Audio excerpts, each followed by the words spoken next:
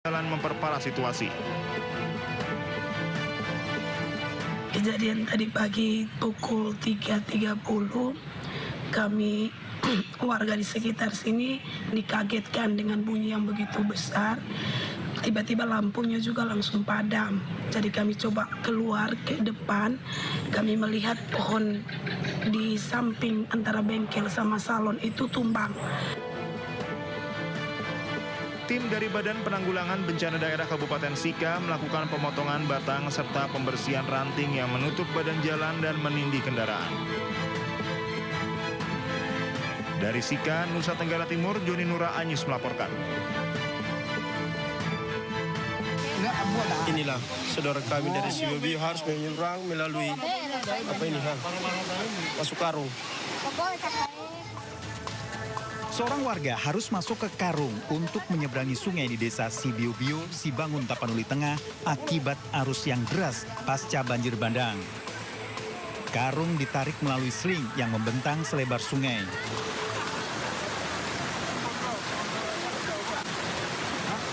Sungai bertambah lebar setelah banjir kembali melanda. Sementara warga lain memilih menyeberang dengan susah payah di sungai yang jembatannya telah hilang pasca banjir bandang 26 November tahun lalu.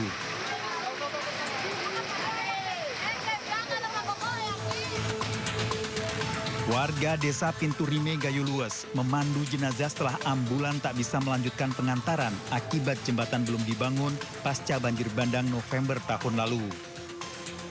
Warga harus menyeberangi sungai Pining yang dalam dan berarus deras memindahkan ke ambulan lain. Saat ini belum ada kepastian kapan jembatan darurat akan dibangun.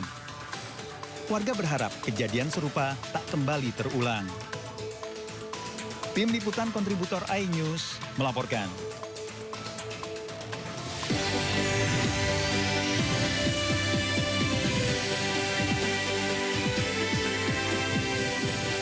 Pesawat pengangkut BBM milik Pelita Air jatuh di Kabupaten Nunukan, Kalimantan Utara.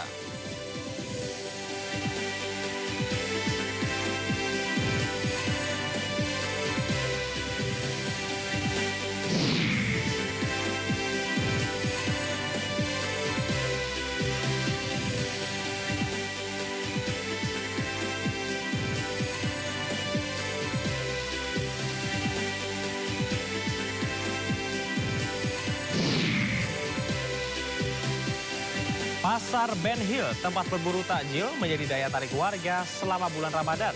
Beragam takjil hingga lauk pauk ditawarkan untuk menu berbuka puasa.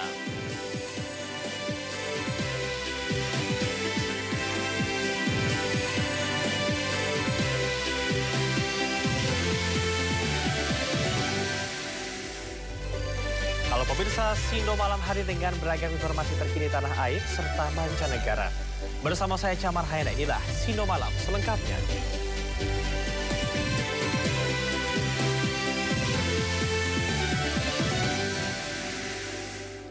Pemirsa, pesawat pengangkut BBM milik Pelita Air jatuh di kawasan Krayan, Kabupaten Nunukan, Kalimantan Utara.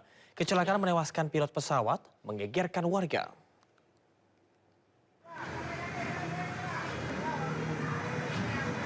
Kobaran api dengan cepat menghanguskan sebuah gudang kayu olahan yang berlokasi di RT 02 Kelurahan Simpang 2 Sipin, Kota Baru, Jambi, Jumat malam. Banyaknya material yang mudah terbakar membuat api dengan cepat membakar kayu olahan yang berada di dalam gudang, yang diduga terbakar akibat anak pemilik gudang bermain kembang api. Petugas Damkar Kota Jambi berjibaku memadamkan kobaran api yang terus membesar karena banyaknya kayu olahan yang terbakar di dalam gudang. Api berhasil dipadamkan setelah lebih dari 1 jam dengan menerjunkan 6 unit mobil pemadam kebakaran ke lokasi kejadian. Petugas mengimbau agar orang tua mengawasi dan melarang anak-anak untuk bermain kembang api di lokasi yang rawan terbakar. Akibat kejadian ini, kerugian material ditaksir mencapai ratusan juta rupiah. Dari Jambi, Adrianus Susandra, iNews melaporkan. Pemirsa, isak tangis mewarnai proses evakuasi pilot Hendrik.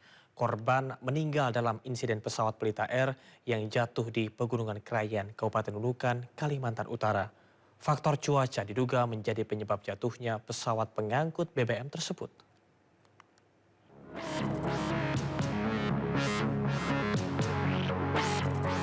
Warga di Kecamatan Krayan Barat, Kabupaten Nunukan, Kalimantan Utara digegerkan dengan dugaan pesawat jatuh.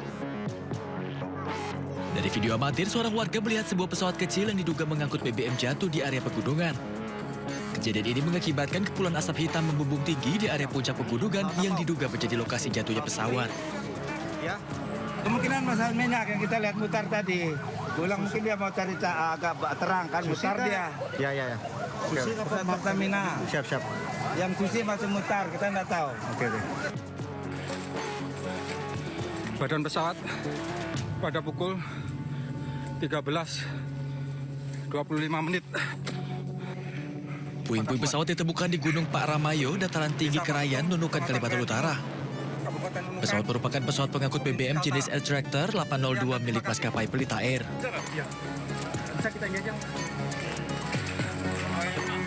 Pada pukul 14.33 local time, tim SAR gabungan menemukan pesawat terbakar dan satu korban ditemukan meninggal dunia dalam kereta terbakar.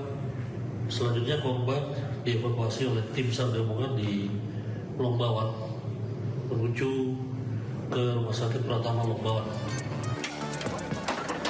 Seluruh badan pesawat dilaporkan hangus terbakar. Akibat insiden ini, pilot pesawat atas nama Kapten Hendrik Lodewijk dinyatakan meninggal dunia. Dari Nunukan, Kalimantan Utara, Tim Liputan, A-News melaporkan. Kita ke informasi berikutnya, polisi menyelidiki penyebab pasti kecelakaan kereta bandara dengan truk di perlintasan Sebidang, Tangerang, Banten. Dalam rekaman kamera pengawas, truk tiba-tiba berhenti di tengah rel sehingga tabrakan tak terhindarkan.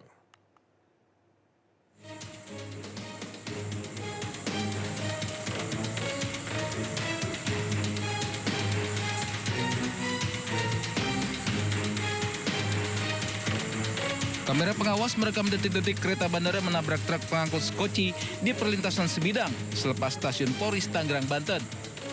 Saat melintasi rel, truk tiba-tiba berhenti. Dibantu warga, sopir berusaha mengevakuasi truk. Namun nahas tak berapa lama kereta bandara muncul.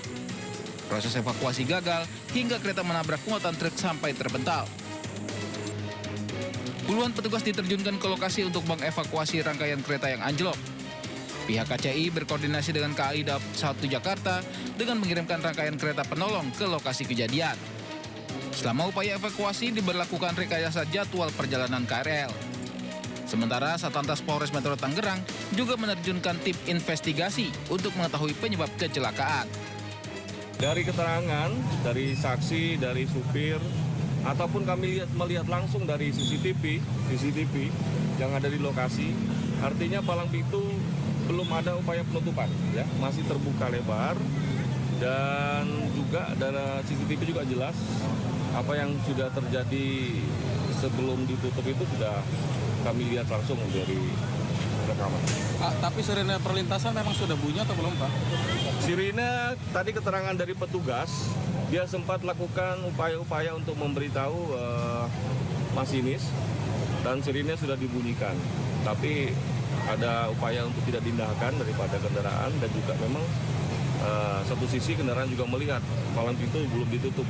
Jadi memang nanti kita harus dalami. Dalam peristiwa ini, sopir truk dan seluruh penumpang kereta selamat. Sopir truk jalani pemeriksaan di unit Gakum Satlantas Polres Metro Tangerang. Dari Tangerang, Banten, Tim Liputan A-News melaporkan. Nekat membuka praktek prostitusi online di saat bulan Ramadan, 8 wanita pekerja seks diamankan polisi dari sejumlah hotel di Sidoarjo, Jawa Timur. Dari 8 pekerja seks, 2 diantaranya masih di bawah umur.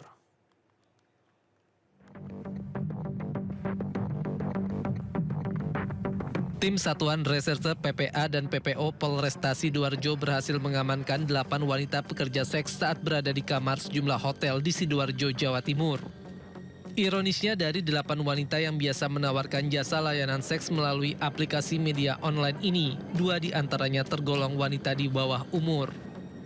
2 pria hidung belang yang kebetulan sedang berada di kamar bersama wanita penghibur juga ikut diamankan. Dari penggeledahan yang dilakukan di kamar hotel, polisi menemukan sejumlah alat kontrasepsi. Tidak hanya mengamankan dan membawa 8 wanita penghibur, polisi juga meminta pengelola hotel untuk datang ke Polresta Sidoarjo untuk kepentingan pemeriksaan terkait adanya praktek prostitusi online di hotel yang dilakukan di bulan Ramadan. Dalam rangka bulan Ramadan, kita melaksanakan kegiatan razia. Nah, malam ini kita mendapati ada sekitar 8 orang yang dari 8 orang tersebut diduga yang 2 orang masih anak-anak di bawah umur karena yang bersangkutan ini masih belum dapat menunjukkan data identitas diri. Untuk kepentingan pemeriksaan lebih lanjut, wanita pekerja seks yang terjaring razia ini diperiksa di Polresta Sidoarjo. Polisi meringkus komplotan perampok sadis bersenjata api yang sempat buron usai melakukan aksinya di Kabupaten Tulang Bawang Barat, Lampung.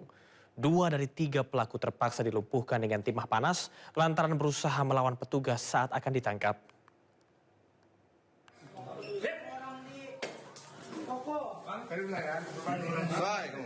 Tim gabungan Resmob Bareskrim Polri, Resmob Polda Lampung, dan Satreskrim Polres Tulang Bawang Barat meringkus komplotan perampok sadis bersenjata api yang sebelumnya beraksi di Kabupaten Tulang Bawang Barat, Lampung.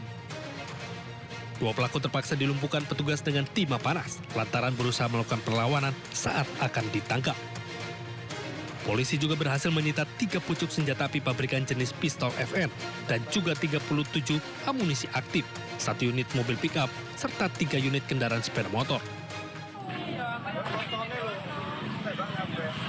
Pada 19 Januari lalu, para pelaku berhasil menggasak uang tunai sebanyak 800 juta rupiah setelah menembakkan senjata api ke arah kaca mobil korban saat melintas. Telah berhasil mengamankan 3 orang tersangka pencurian dengan kekerasan yang terjadi di Kecamatan Tumi Jajar, Kabupaten Tulang Bawang Barat, Provinsi Lampung. Saat ini ketiga pelaku masih dilakukan pemeriksaan intensif di Mapolres Tulang Bawang Barat. Selain 3 pelaku, kini polisi masih memburu 1 pelaku lainnya yang masih buron. Dari Tulang Bawang Barat, Lampung, Ahmad Lutfi Rosyada, iNews melaporkan. Polisi menangkap 2 buronan kelompok kriminal bersenjata yang diduga kerap menebar teror di wilayah Kabupaten Yahukimo, Papua Pegunungan. Penangkapan tersebut menjadi langkah strategis aparat mempersempit ruang gerak kelompok bersenjata.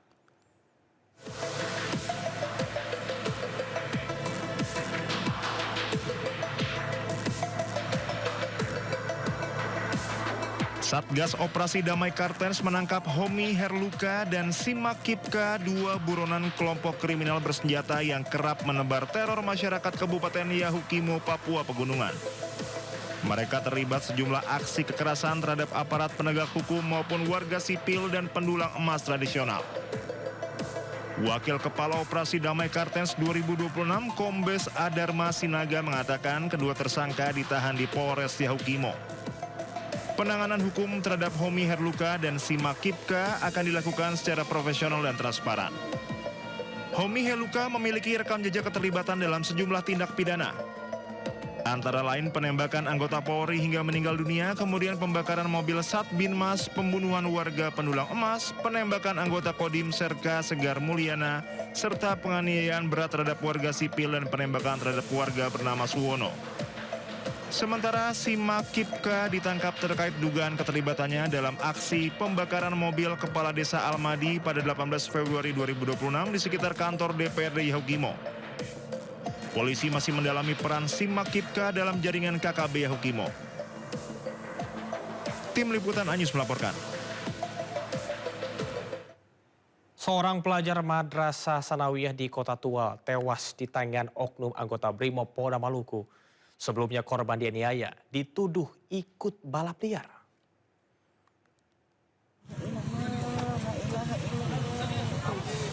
Seorang pelajar Madrasah Sanawiyah berusia 14 tahun menjadi korban kekerasan oleh oknum anggota Brimob Polda Maluku hingga tewas. Peristiwa terjadi saat korban dan kakaknya melintasi jalanan menurun di sekitar RSUD Maren menggunakan sepeda motor. Lantaran kondisi jalan yang menurun, korban tak mampu mengatur lajur kendaraan dan dituduh ikut balap liar. Saat bersamaan, sejumlah anggota Brimob sedang melakukan pengamanan dan memantau korban. Oknum Brimob berinisial Bribda MS langsung melayangkan pukulan ke arah korban menggunakan helm. Akibatnya korban tersungkur di jalan dan nyawanya tak tertolong saat akan dibawa ke rumah sakit.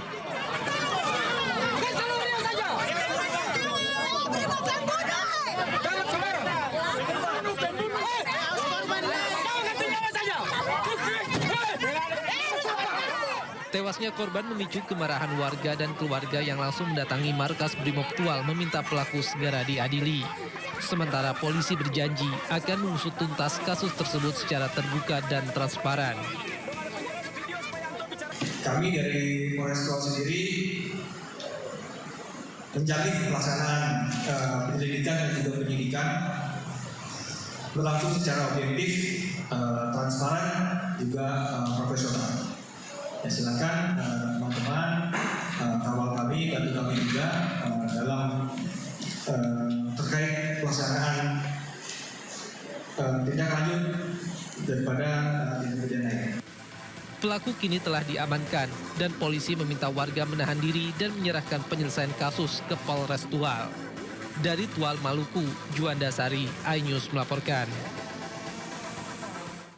Pemirsa, seorang anak berusia 12 tahun diduga tewas dianiaya ibu tirinya dimakamkan di Sukabumi, Jawa Barat. Polisi menyelidiki dugaan penganiayaan dan menunggu hasil otopsi.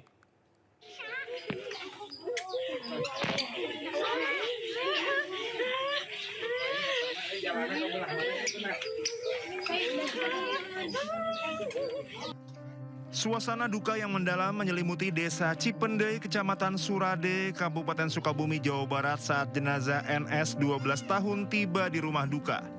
Isak tangis keluarga pecah menyambut kedatangan almarhum setelah menjalani proses autopsi di Rumah Sakit Bayangkara tingkat 2 Setupa Polri, Kota Sukabumi, Jawa Barat. Tanpa menunggu lama, jenazah langsung disolatkan pihak keluarga dan warga sekitar, kemudian prosesi pemakaman dilangsungkan di tempat pemakaman keluarga Cimandala. Korban meninggal dunia setelah diduga mengalami penganiayaan oleh ibu tirinya hingga mengalami luka dan lebam di sekujur tubuh. Saya pulang ke rumah, pas sampai di rumah, saya kaget melihat kondisi anak saya yang kulitnya pada melepuh. Saya tanya, "Ma, kenapa ini kulitnya siranya seperti ini?" Gitu. Dia jawab, "Ini kan sakit panas ya, jadi pada melepuh." Nah, saya pikirnya ya nanti ya udah beli salep gitu. Dibawalah ke rumah sakit gitu. Saya istirahat di kamar, siangnya dia ngomong, "Ya orang ke rumah sakit bawa seraja teh," kata dia juga. Dibawa ke rumah sakit, tidak lama kemudian ini datang. Si ayah datang, Haji Isep, ditanya lah ini anak, gitu ditanya. Ya ngaku dikasih minum air panas.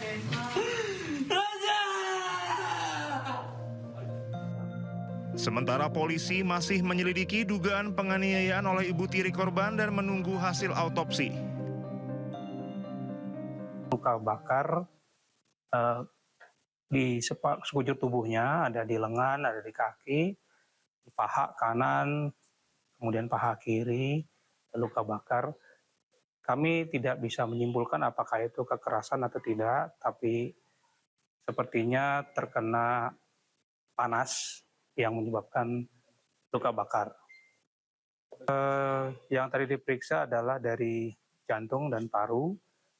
Paru-paru juga tadi ada yang diperiksa karena paru-paru juga agak sedikit membengkak ya. Belum tahu apakah memang itu karena pada korban memang punya penyakit sebelumnya atau tidak. Sebelumnya, sebuah rekaman video memperlihatkan kondisi korban saat kritis hingga viral di media sosial. Diduga ibu tiri korban sempat memukuli dan memaksa korban meminum air mendidih. Remaja 12 tahun ini meninggal pada Kamis malam setelah menjalani perawatan di rumah sakit. Dari Sukabumi, Jawa Barat, Budi Setiawan, iNews melaporkan. Pengakuan mencengangkan datang dari kakek korban yang menyebut perlakuan kasar ibu tiri terhadap korban sudah berlangsung sejak 1 tahun lalu. Saat itu ibu tiri korban sempat dilaporkan ke polisi namun berakhir melalui jalur kekeluargaan. Lalu ya sudah ada, bahkan itu sudah dilaporkan di PPA di Polres Sukabumi, Kepulauan Ratu. Cuma waktu itu dia memohon kepada suaminya dan juga memohon kepada saya untuk dimediasi supaya jangan dilanjut, minta secara kekeluargaan aja baik-baik. Nah, saya kasih saran kepada bapaknya sebagai anak angkat saya itu, mudah-mudahan bisa secara kekeluargaan. Tapi alhamdulillah itu bisa memaafkan. Dan itu kalau secara pribadi di sini saya secara tertulis di sini dan bikin video itu sudah menyatakan memaafkan. Tapi kalau urusan yang di Polres ya saya juga kurang tahu, katanya barusan bilangnya masih belum dicabut perkaranya. Tapi itu mungkin secara hukum ya. Tapi kalau secara pribadi di sini sudah memaafkan, sepengetahuan saya ya, dan juga laporan dari bapaknya juga seperti itu. Nah, mungkin kalau sekarang yang kejadian sekarang, saya tidak bisa menuduh ya bahwa ini pelaku ibunya, saya tidak. Cuman pas waktu ditanya sama saya itu sama siapa? Itu sama mama kan gitu. Baik Pak Isep, berarti tahun lalu sempat ada kejadian penganiayaan begitu terhadap Ibu Tiri dan kepada korban. Lantas setelah itu hubungan antara korban dan Ibu Tiri bagaimana? Apakah selayaknya ibu mengasihi anak atau bagaimana menurut sepenglihatan dan pemantauan Pak Isep? Nah justru itu ya, setelah itu memang pas pertama dimaafkan ini baik-baik saja ya, baik-baik saja. Dan selanjutnya di sini sering kejadian cekcok lagi lah, cekcok lagi dikarenakan ibunya Ibu Tiri itu punya anak angkat juga ya, 2 kalau nggak salah itu. Nah jadi anak sama anaknya itu mungkin ya namanya anak lah sering bertengkar lah. Nah jadi ada sedikit ya penyedutan anaknya si bapak ini, Pak Anwar Satribi ini gitu. Jadi mungkin merasa tersisihkan lah. Berarti ada dugaan pilih kasih ya Pak ya? Ya pilih kasih lah kalau bahasa saya itu. Pasangan suami istri di Medan, Sumatera Utara memohon bantuan Presiden Prabowo Subianto setelah anaknya dituntut hukuman mati kasus penyelundupan 2 ton sabu. Keluarga tidak terima lantaran anaknya tidak tahu menau soal penyelundupan narkoba dan baru bekerja 4 hari sebelum ditangkap.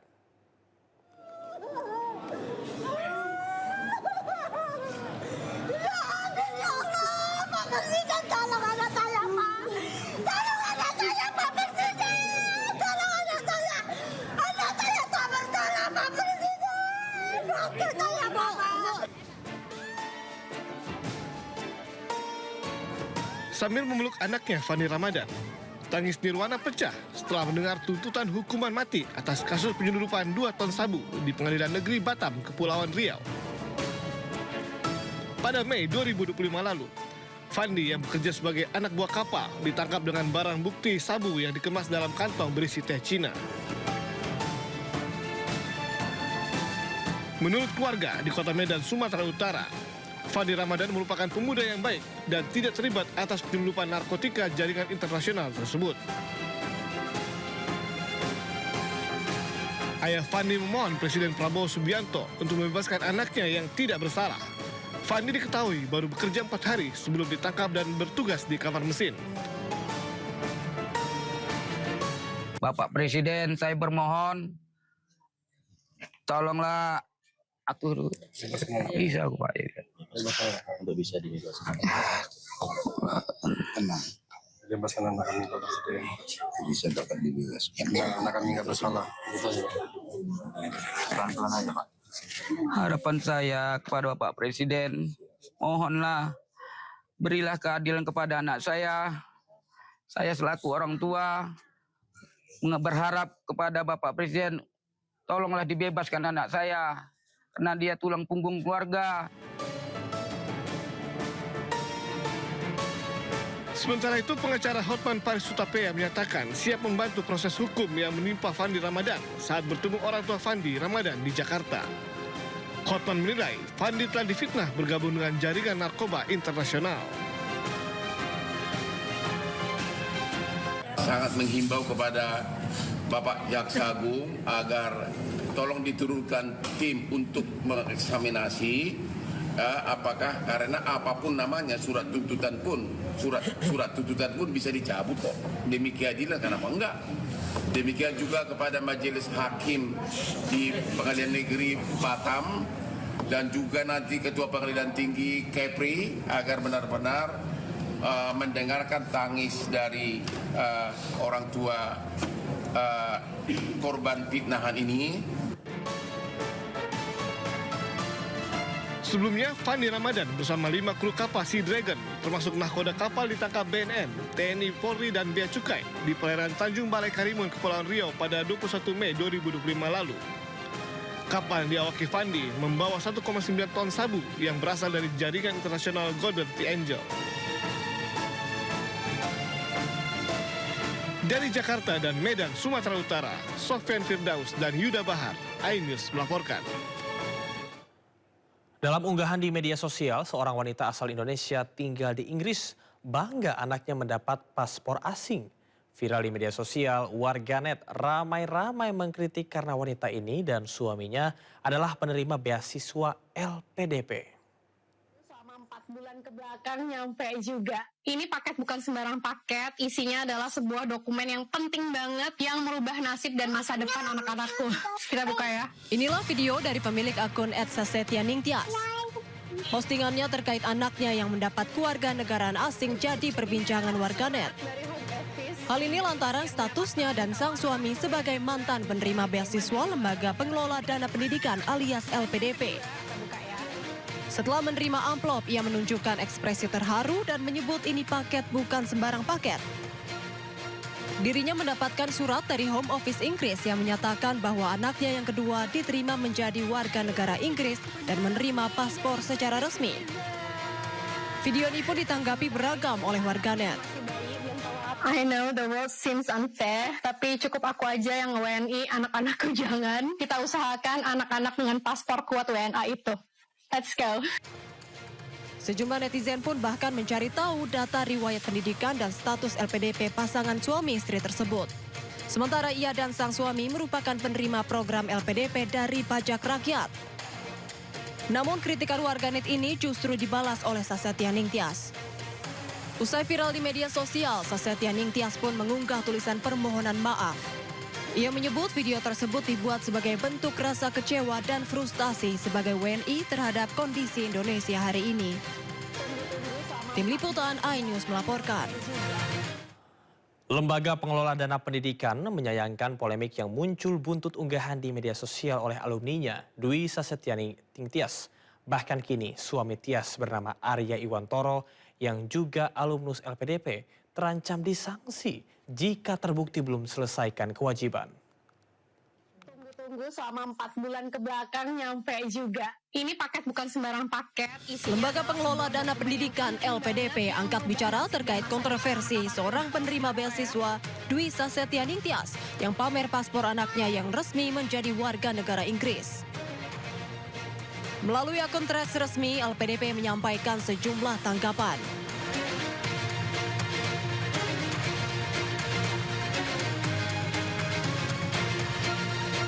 Pertama, LPDP menegaskan bahwa tindakan Dwi Sasetyaningtyas atau Tyas tidak mencerminkan nilai integritas, etika, dan profesionalisme yang ditanamkan LPDP pada seluruh penerima beasiswa. Kedua, sesuai ketentuan, Tyas yang menempuh studi selama 2 tahun wajib berkontribusi di Indonesia selama 5 tahun.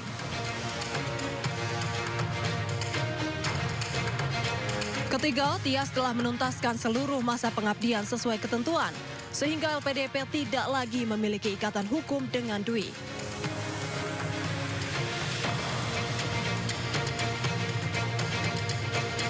Kemudian yang keempat, LPDP akan berupaya berkomunikasi dengan Tyas untuk mengimbau agar lebih bijak bermedia sosial, serta memahami kembali penerima beasiswa LPDP punya kewajiban kebangsaan untuk mengabdi pada negeri.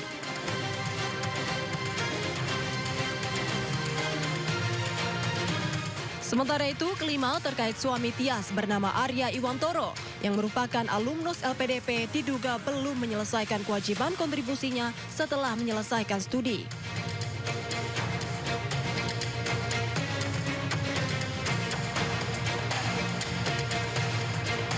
Terkait hal tersebut, ke-6 LPDP akan memanggil Arya untuk meminta klarifikasi. LPDP juga akan lakukan proses penindakan dan pengenaan sanksi sampai pengembalian seluruh dana beasiswa jika Arya terbukti belum penuhi kewajiban. Tim Liputan iNews melaporkan.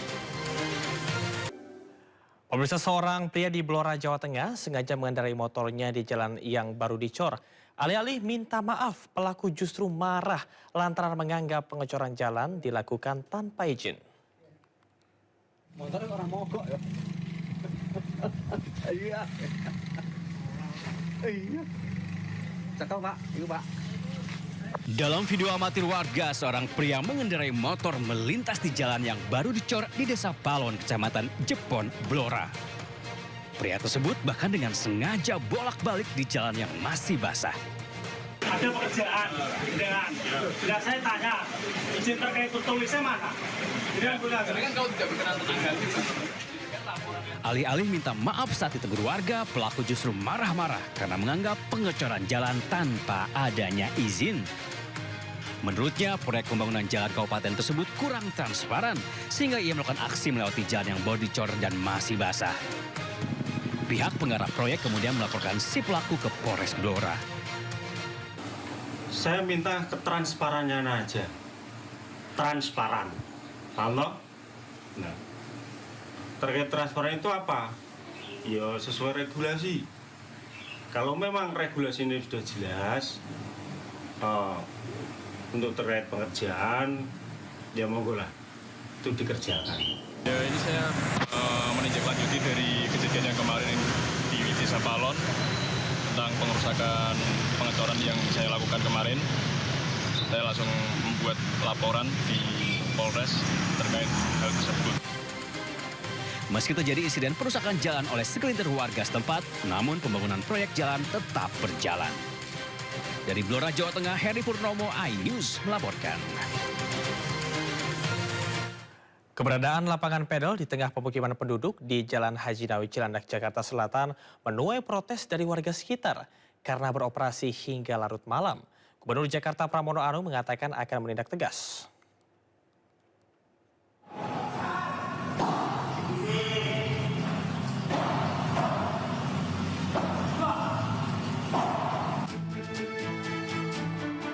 Suara hentakan raket dan bola padel serta teriakan pemain terdengar jelas dari permukiman warga di Jalan Haji Nawi, Kelurahan Gandaria Selatan, Cilandak, Jakarta Selatan. Suara bersumber dari lapangan padel yang berada tepat di tengah permukiman.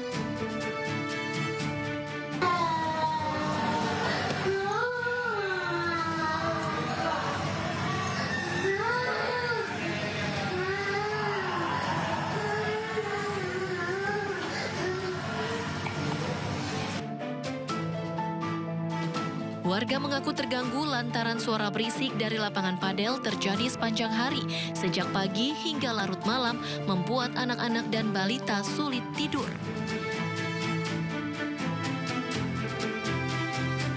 Tak hanya bising, bola padel juga beberapa kali mengenai rumah warga lantaran lokasi lapangan yang benar-benar menempel dengan rumah warga. Warga sudah berkali-kali melapor ke aplikasi Jaki dan layanan polisi 110 sejak akhir Januari lalu, tapi belum ada tanggapan. Karena kan mereka beroperasi sejak jam 6 pagi sampai jam 12 malam ya Bu. Nah, 12 malam dan itu kita laporkan setiap kebisingan yang ada dan kita eskalasi ke sudin terkait. Sementara itu, Gubernur Jakarta Pramono Anung menegaskan lapangan padel yang menimbulkan gangguan ketertiban umum dan tidak mendapatkan persetujuan warga akan ditindak tegas. Jadi secara khusus saya sudah meminta kepada dinas terkait yang melakukan pengawasan di lapangan urusan padel ini. Besok hari Senin atau Selasa kami akan segera memutuskan bagi lapangan padel yang mengganggu ketertiban umum dan kemudian tidak mendapatkan persetujuan warga setempat dan kemudian juga izinnya tidak lengkap, maka pemerintah DKI Jakarta akan mengambil langkah tegas. Lapangan padel yang diprotes warga ini sudah dibuka sejak Oktober 2025, namun warga tak pernah diberi sosialisasi. Setelah ramai dikeluhkan warga dan viral, baru kemarin pihak Kelurahan Gandaria Selatan menggelar mediasi warga dan pemilik lapangan padel.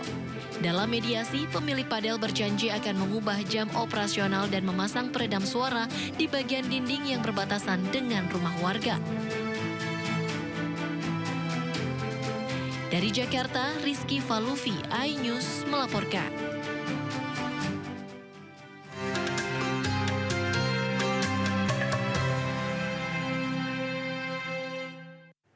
Pemirsa, bagi warga Jakarta, Pasar Ben Hill bisa menjadi salah satu tempat berburu takjil yang menarik selama bulan Ramadan.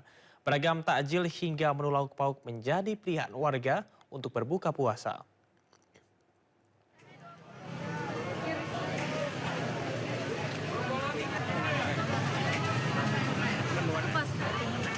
Jangan sampai terlambat kalau ingin berburu takjil di Pasar Ben Hill. Sebab warga sudah menyerbu lapak pedagang sejak pukul 15 sore hari. Beragam menu berbuka puasa dijajakan mulai dari makanan ringan hingga lauk pauk. Sajian minuman dingin berbagai rasa juga menjadi pilihan favorit warga untuk melengkapi menu berbuka puasa.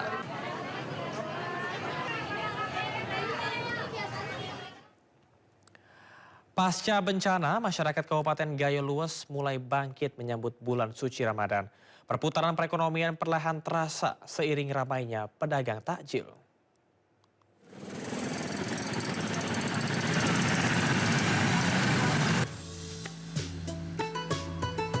Memasuki bulan Ramadan, suasana sore di sejumlah titik penjualan takjil di Gayo Luas Aceh terlihat ramai. Berbagai jenis takjil mulai dari minuman segar, kue tradisional hingga makanan khas berbuka puasa dijajakan para pedagang. Aktivitas ini menjadi tanda bahwa daerah yang sebelumnya lumpuh karena dilanda banjir bandang dan tanah longsor perlahan bangkit. Salah satu pedagang takjil memaparkan bahwa sejak hari pertama hingga kedua puasa, jumlah pembeli terus mengalami peningkatan. Ramai sekali ini. Rame ya? Rame bang. Alhamdulillah hari ini pun rame bang. Kereknya habis bang.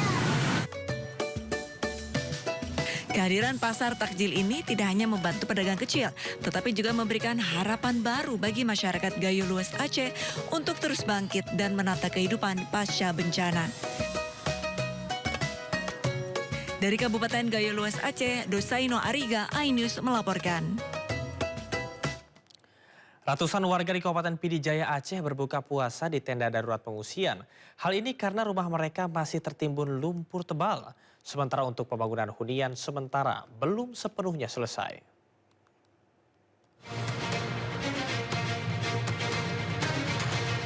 Ratusan warga berbuka puasa di tenda darurat pengungsian Desa Menasah Raya, Kabupaten Pidijaya, Aceh. Di bawah terpal tenda darurat milik BNPB, warga menanti azan dengan hidangan berbuka yang sederhana. Hingga saat ini, banyak rumah warga masih tertimbun lumpur tebal. Sementara pembangunan hunian sementara atau huntara yang disediakan pemerintah daerah belum sepenuhnya selesai. Mereka belum bisa kembali ke rumah karena kondisi bangunan yang belum pulih saat ini. Di tengah keterbatasan, suasana haru tak terhindarkan. Berbuka puasa bersama keluarga di tempat pengungsian menjadi ujian berat di bulan suci Ramadan. Jelas sedih banget lah, dari kemarin dah sedih kita. Biasa kan di rumah kita penginapannya bulan puasa di Ramadan kayak gini. Nggak bisa ingat lagi. Nah, pokoknya sedih lah pokoknya. Apa-apa nggak bisa di rumah. Di sini kan hanya ala kadar aja.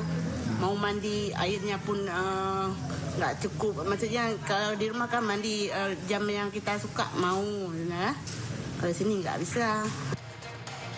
Warga berharap pemerintah dan pihak terkait segera menyelesaikan huntara dan mempercepat pemulihan. Agar Ramadan berikutnya tak lagi mereka jalani di bawah tenda darurat.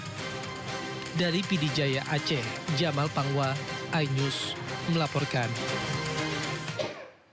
Pondok pesantren di Cilegon, Banten menyimpan Al-Quran berukuran raksasa. Mushaf ini ditulis secara langsung dengan tangan oleh seorang ulama pada sepertiga malam usai menunaikan sholat tahajud.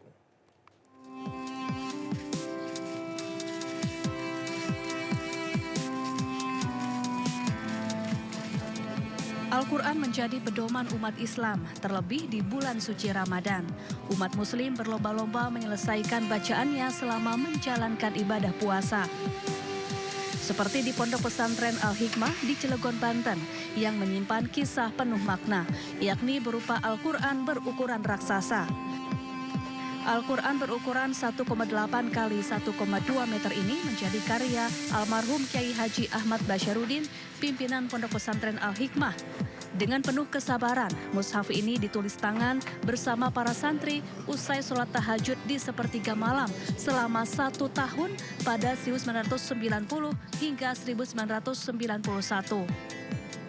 Satu, memiliki karya kaligrafi atau khot Arab. Dan alhamdulillah dengan kreativitasnya beliau, keterampilan beliau memiliki ide. Dengan keterampilan dia miliki menulis Al-Quran dengan ukuran yang besar. Harapan beliau adalah tadi menanamkan pribadi Qurani bagi para santrinya. Dengan adanya wujud yang besar seperti ini tentu akan lebih bermakna kepada semua khalayak, terutama santri-santri yang beliau ajar pada waktu itu. Bahkan almarhum Kiai Haji Ahmad Basyarudin telah menuntaskan 4 Al-Quran raksasa yang kini tersebar di sejumlah ponpes. Hingga kini Al-Quran raksasa ini telah dijaga dengan baik selama kurang lebih 30 tahun oleh Pondok Pesantren Al-Hikmah. Keberadaannya tak hanya menjadi peninggalan berharga, namun juga terus menjadi pengingat dan inspirasi akan pentingnya mencintai Al-Quran. Dari Cilegon, Banten, Iskandar Nasution, iNews melaporkan.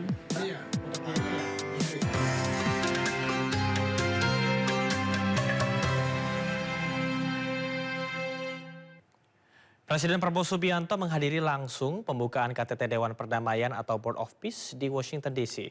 Dalam acara ini, Indonesia bersedia menjadi wakil komandan untuk pasukan stabilisasi Gaza.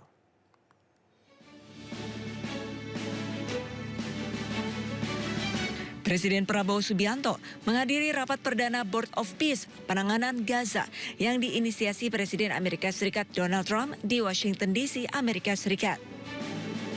Kehadiran Indonesia menegaskan peran aktif dalam upaya gencatan senjata, stabilisasi keamanan dan rekonstruksi di jalur Gaza. Indonesia pun siap mengirimkan 8.000 tentara sebagai bagian dari pasukan stabilisasi internasional atau International Stabilization Force ke Gaza, Palestina. The achievements of the ceasefire is real.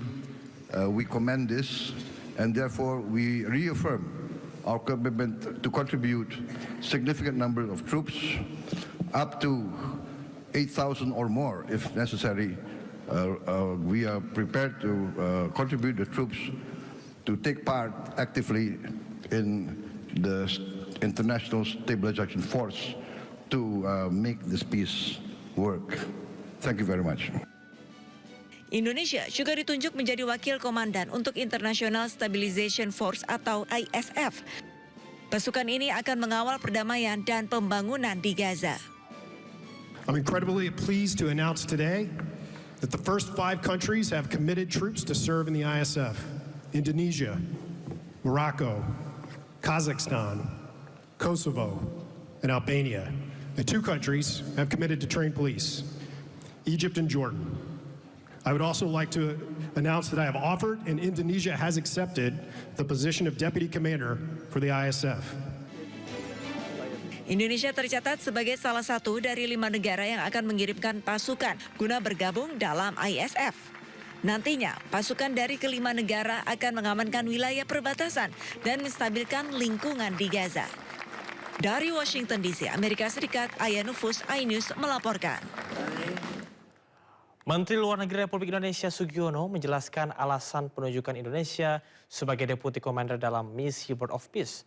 Ia juga menegaskan tidak ada iuran wajib keanggotaan dalam Board of Peace dan keanggotaan Indonesia tidak bergantung pada setoran dana tertentu.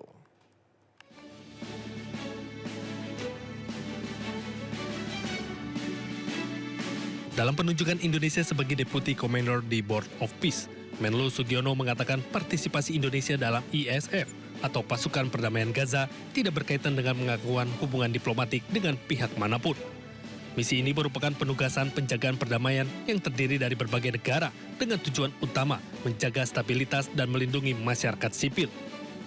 Indonesia juga telah menyampaikan kafiat nasional atau batasan dan aturan khusus dalam pelaksanaan mandat pasukan perdamaian Gaza. Di antaranya tidak melakukan operasi militer, tidak terlibat dalam peluncuran senjata, serta tidak melakukan demilitarisasi. Peran pasukan Indonesia difokuskan pada penjagaan masyarakat sipil di kedua belah pihak, serta keterlibatan dalam upaya kemanusiaan. Ada 3 Deputy Commander, salah satunya adalah Deputy Commander bidang operasi, dan karena pasukan Indonesia juga merupakan yang terbanyak di sana, maka Deputy Commander operasi ini juga merupakan sesuatu yang penghormatan dan penghargaan lah terhadap track record Indonesia, kemudian reputasi prajurit-prajurit Indonesia di berbagai medan penjagaan perdamaian. Dan saya kira kedudukan ini juga akan bisa memfasilitasi apa yang menjadi tujuan dan niatan kita mengirimkan pasukan di ISF. Sementara itu, Menlu Sugiono juga menegaskan bahwa tidak ada iuran wajib keanggotaan dalam Board of Peace. Keanggotaan Indonesia tidak bergantung pada setoran dana tertentu. Jadi dari awal saya bilang, ini yang namanya itu bukan iuran keanggotaan, bukan syarat keanggotaan, tidak. Kita sekarang sudah anggota, nggak perlu bayar juga nggak apa-apa. Berarti Indonesia nggak akan bayar. Tapi kalau misalnya kemarin tuh kita mau jadi anggota permanen, ada kontribusi 1 miliar itu kan gitu. Mas menegaskan berarti ada Nggak, tunggu dulu, jelas dulu nih. Okay. Bukan kemudian kita sekarang karena belum bayar, kita bukan anggota Board of Peace loh. Menlu Sugiono menjelaskan, sejak awal Board of Peace bukanlah organisasi yang memberlakukan iuran keanggotaan sebagai syarat resmi. Oleh karena itu, status Indonesia sebagai anggota tidak dipengaruhi oleh ada atau tidaknya setoran dana. Dari Washington DC, Amerika Serikat, Aya Nufus, iNews melaporkan.